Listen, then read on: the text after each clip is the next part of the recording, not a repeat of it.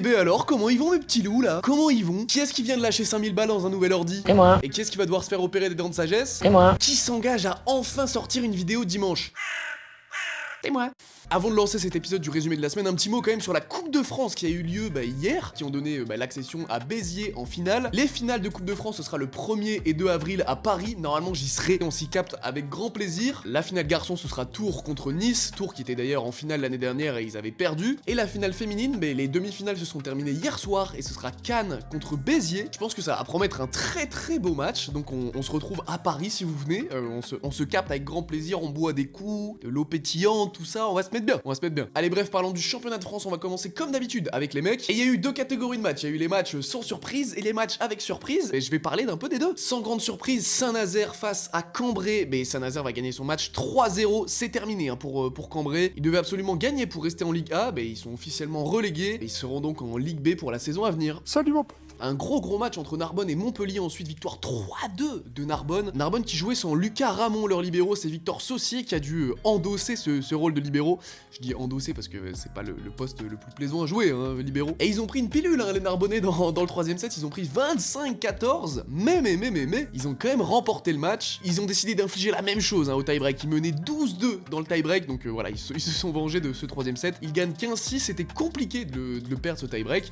Ils le gagnent et ils remportent le match. Belle victoire de Narbonne. Ensuite, Plessis-Robinson face à Tours, victoire 3-2 du Plessis. Le Plessis qui jouait pour le maintien et qui est donc officiellement maintenu. Le Plessis-Robinson, ça y est, c'est décidé, c'est officiel, il reste en Ligue A. Victoire qui était, pour être honnête, inattendue de la part du Plessis-Robinson. Ils jouaient quand même Tours, les premiers du championnat, c'est pas n'importe qui. Tours qui avait besoin de repos aussi, faut être honnête, ils enchaînent pas mal de matchs en ce moment. Ils sont qualifiés, comme je vous l'ai dit dans l'intro, pour la finale de la Coupe de France. Pas un match si important finalement pour les Tourangeaux puisqu'ils sont déjà qualifiés pour les playoffs. Ils sont bien au niveau du classement, ils sont toujours à la première place. Mais par contre pour le Plessis, je vous l'ai dit, ça y est c'est fait, ils sont maintenus, ils sont sûrs de rester en première division l'année prochaine. Une surprise aussi, c'est cette victoire de Poitiers face à Chaumont. Alors est-ce que c'est tant une surprise que ça, cette victoire 3-2 de Poitiers, sachant que Chaumont ça fait quand même un petit moment qu'ils sont un peu plus dans le mal, faut être honnête. 3 défaites en 4 matchs de championnat, on n'est pas habitué à voir ça. Qu'est-ce qui se passe là à Chaumont? Qu'est-ce qui se passe? Et Fabian Plack, le central néerlandais de Chaumont, disait en interview qu'il y avait sans doute un manque de confiance de la part des joueurs, qui perdaient confiance trop vite au cours des rencontres. C'est ce qui s'est passé là face à Poitiers, ils ont fait quelques fautes en début de set. Du coup, ils ont perdu confiance en eux et ils se sont laissés envahir par le doute et évidemment Poitiers en a profité. Les playoffs, ils vont y aller, c'est pas un souci pour les Chaumontais, mais dans quel état? C'est surtout ça la question, dans quel état mental surtout? Va falloir redresser la barre là pour les Chaumontais, je parle pas pas d'amalgame. En bas là.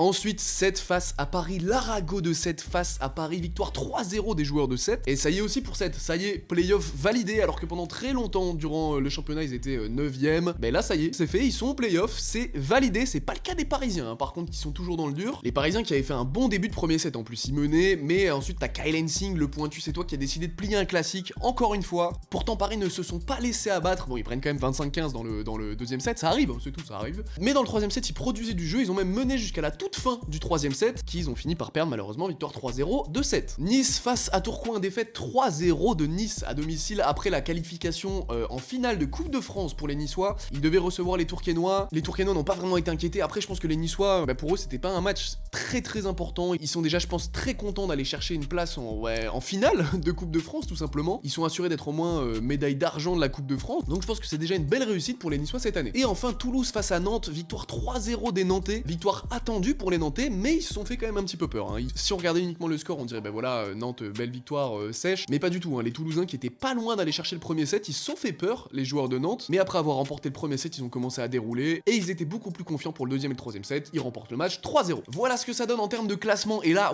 innovation de cet épisode et des prochains à suivre, je pense, si ça vous plaît. Je vais vous afficher à gauche le classement de la semaine dernière et à droite le classement actuel. Comme ça, vous pouvez voir aussi comment ça évolue en fonction des semaines. Oh la bonne idée. Il fallait l'avoir celle-ci. Donc je vous disais à gauche le classement de la semaine dernière, à droite le classement actuel. Comme vous le voyez dans le tableau des playoffs, ça reste quand même ultra serré et on va se battre pour avoir la meilleure place possible. Et comme je vous ai dit, c'est encore ultra serré, donc ça va forcément se décider sur les prochains matchs. La transition et travailler, bien sûr. Venez voir Tourcoing face à Saint-Nazaire, c'est un match que je vais commenter, en plus on va se régaler, on va bien se marrer, de toute façon on se marre à chaque match hein, quand on commente, donc venez voir ça avec grand plaisir. Montpellier-Poitiers, ça risque aussi d'être pas mal je pense, et s'il y a des gens qui vont beaucoup regarder ce match, et bah c'est les Parisiens qui vont beaucoup regarder le résultat du match, eux ça leur ferait plaisir évidemment pour aller au playoff que Montpellier perde, et Paris doit absolument gagner contre Nantes. Par contre si Paris perd contre Nantes, bah c'est fini pour les playoffs, on se dit au revoir. Bah, écoutez, on verra bien ce que ça va donner. Passons maintenant à la Ligue A, je sais pas pourquoi je fais ça avec mes mains, mais passons maintenant à la Ligue A féminine, c'est maintenant, c'est tout de suite. Voici les résultats de la semaine, et là c'est pareil, il y a eu des matchs sans surprise avec des résultats attendus, et des matchs qui ont été bien plus que surprenants. Les matchs sans surprise d'abord, victoire 3-0 de Mulhouse face à Chamalières, et même si elles ont pas sorti le match de l'année, les joueuses de Mulhouse, elles étaient fatiguées, elles revenaient de Turquie où elles avaient joué un match de Coupe d'Europe, elles remportent quand même une victoire 3-0 face à Chamalières, plus 3 points, ça fait plaisir. Toujours dans les matchs sans surprise, victoire du Canet face à France Avenir 3-0, ensuite Marc-en-Barœul face à Saint-Raphaël, alors victoire 3-1 de Saint-Raph, match sans surprise dans le sens où je m'attendais à une victoire de Saint-Raph et une défaite de Marc, c'est ce qui s'est passé, quel visionnaire. Mais je parle rapidement du match parce qu'il y a encore de l'enjeu pour Marc-en-Barœul qui n'est pas encore assuré de rester en Ligue A féminine. Bon, ils sont loin d'être dans une situation critique, hein, faut être honnête, le Valois va sûrement redescendre, mais c'est pas encore fait, donc c'est des matchs qu'il faudra suivre, on en parlera un peu plus au niveau du classement et au niveau de des prochains matchs tout simplement. Et enfin pour terminer les matchs sans surprise, Béziers s'est imposé 3-0 face à Le Valois, contrairement au match aller où c'était beaucoup plus compliqué pour Béziers. Elles avaient gagné le match, mais elles avaient gagné 3-2, elles s'étaient fait une petite frayeur. Là elles se sont bien imposées, elles ont imposé leur style comme on dit. Béziers qui en plus de ça fait le doublé, victoire en championnat et victoire en Coupe de France qui leur permet de, comme on en a parlé dans l'intro, d'aller toucher et d'aller chercher la finale de Coupe de France qui aura lieu en avril. Belle petite semaine là pour Béziers. Et ensuite il reste 3 matchs dont j'ai pas parlé pour les filles, mais quel match. D'abord Nantes face à Terville, victoire 3-0 de Terville. Nantes qui sont dans le moins bien en ce moment, hein. Faut être honnête, bon déjà elles ont perdu en Coupe de France, mais en championnat elles sont sur 3 défaites sur 4 matchs et elles ont clairement produit une contre-perf, hein, contre Terville, le coach de Nantes qui a dit, je cite, j'ai honte de ce qu'on a proposé. Bon le problème c'est qu'il avait aussi dit maintenant le plus important c'est la demi-finale de Coupe de France à Béziers qui est un vrai objectif pour nous, c'est un match qui peut nous lancer sur une très belle dynamique pour la fin de saison. Objectif manqué hein, pour les Nantaises là du coup. Ensuite, victoire de Vendeuvre face à Cannes, victoire 3-1 de Vendeuvre, victoire super importante hein, pour Vendeuvre qui peut encore rêver d'aller chercher les playoffs. Elles ont su s'imposer face aux Cannoises qui elles non plus sont pas encore assurées d'aller en playoffs. Bon la victoire d'hier des Cannoises en Coupe de France ça leur fait du bien, mais c'est vrai qu'elles ont quand même été pas mal secouées à Vendeuvre. Je vous mets une image d'une interview écrite de Marina Touchova, la réceptionneuse attaquante de Vendeuvre, qui a fini meilleure joueuse de la rencontre, qui parle du fait que la salle était pleine à craquer, record absolu d'affluence toute saison confondue pour Vendeuvre-Nancy. 1712 personnes, ça fait plaisir hein, de voir que les salles se remplissent de plus en plus, et c'est loin d'être le seul record d'affluence qui a eu lieu cette saison. Marina disait aussi qu'elles ont su rester fortes malgré le fait qu'elles aient perdu le 3ème set. Vous pouvez mettre en pause si vous voulez lire l'interview complète. Venelle face à Paris, victoire 3-1 de Venelle qui vient de perdre son match de Coupe de France 3-2 face à Cannes. Venelle qui dans les 2 premiers sets face à Paris était vraiment facile, et le coach de Venelle a même dit que c'était tellement facile que ça les a sortis du match, et qu'ils s'attendaient pas du tout à ça, et que du coup ils étaient perturbés par le fait d'être aussi faciles. Venelle qui sont quand même sur 5 victoires sur leurs 6 derniers matchs de championnat, hein. C'est une belle perf, c'est ce que je vous ai dit dans un épisode précédent, pour moi Venelle ne mérite pas la place qu'ils ont actuellement au classement. La transition de fou pour parler du classement justement, comme chez les mecs, voici l'ancien classement à gauche et le classement actuel à droite. Pas d'énormes changements hein, comme vous l'avez vu, juste Paris et Mulhouse qui inversent leur place, mais attention pour Nantes, parce qu'elles ont plus autant d'avance en termes de points que les semaines précédentes, il y a des équipes qui peuvent encore lui voler la première place. Ça se décidera forcément au prochain match, les prochains matchs, les voici à côté de moi comme d'habitude. Nantes normalement doit se relancer face à Chamalières, et Marc normalement doit prendre une victoire face au Pôle France. Il y a aussi un gros match à venir entre Terville et Mulhouse, ça c'est un match à suivre absolument, ça c'est le match à regarder, je vous le dis, c'est comme ça. Et allez on clôture la vidéo avec la Ligue B masculine. Alors là attention pour la Ligue B masculine parce que c'était l'avant-dernière journée de championnat, la dernière journée de championnat ayant lieu du coup ce week-end là qui arrive, et forcément je vais construire un peu l'épisode de manière différente pour la Ligue B, je vais parler vachement plutôt du classement etc parce que l'accession au playoff n'est pas encore jouée en Ligue B, et ça c'est trop cool. Je vous affiche quand même les résultats, j'en profite pour reprendre mon souffle parce que c'est vrai que j'enchaîne quand même beaucoup de mots.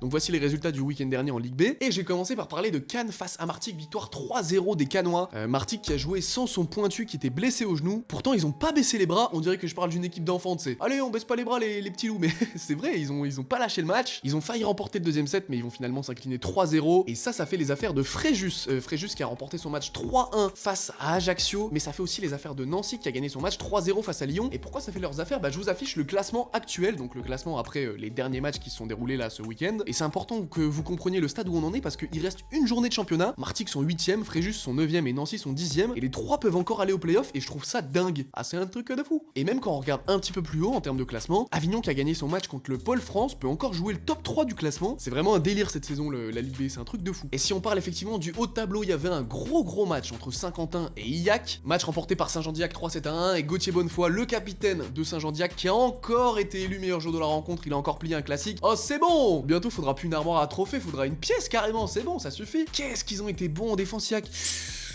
Ah, ça a défendu, ça a défendu, mais Saint-Quentin était loin d'être surclassé, ils ont même mené à plusieurs reprises, d'ailleurs ils ont emporté le 3ème set, 25-14, ça pique un peu, mais Illac a su s'imposer dans un match qui leur permet de prendre du coup la 2ème place du classement, bien joué. Et le pire, c'est qu'ils peuvent encore aller chercher la 1ère place, les joueurs d'Illac, puisque Mende a perdu son match face à Rennes. Bon, ils ont perdu 3-7-2 face aux Bretons, mais ils ont quand même perdu. Je vous affiche du coup les 2 classements, la semaine dernière à gauche et le classement actuel à droite, et comme vous le voyez, c'est vraiment encore ultra serré, que ce soit pour l'admission au playoff ou même pour le classement des playoffs, tout simplement, le classement du championnat régulier qui permet d'avoir un bon tirage au playoff, pour être précis. La semaine prochaine, ça va être décisif. Après, forcément, il reste un match. Mais forcément, après, c'est fini, donc c'est forcément décisif. Voici donc les prochaines rencontres. Et normalement, Illac peut aller chercher la tête du classement, à voir ce que va faire Mende. Mende qui va jouer face à Cannes, ça va être un énorme match, ça va être un énorme match. Mais si Mende gagne, ils sont premiers du championnat régulier, c'est comme ça, c'est fait, c'est plié, c'est bâclé. Et du coup, on verra ce qui se passe ce week-end. Merci beaucoup d'avoir suivi la vidéo sans faute dimanche. Et on se retrouve très bientôt, ce week-end si vous venez voir le match Tourcoing face à Saint-Nazaire. À très bientôt, ciao.